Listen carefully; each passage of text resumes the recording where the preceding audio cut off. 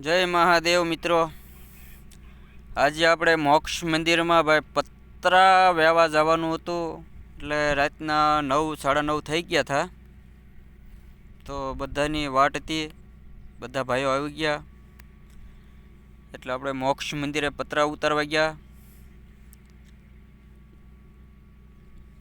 જો હેઠે ટ્રેક્ટર પીડ્યું છે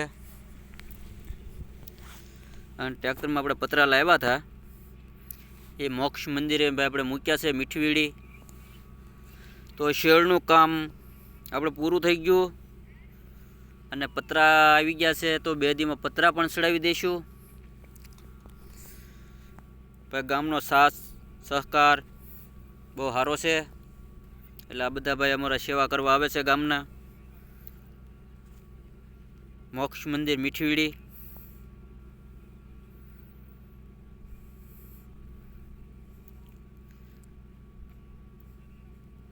હવે શેડ ઊભો થઈ જાય, પતરા ચડી જાય એટલે આપણે નવું કામ કાંક એક વિચારણા કરીશું.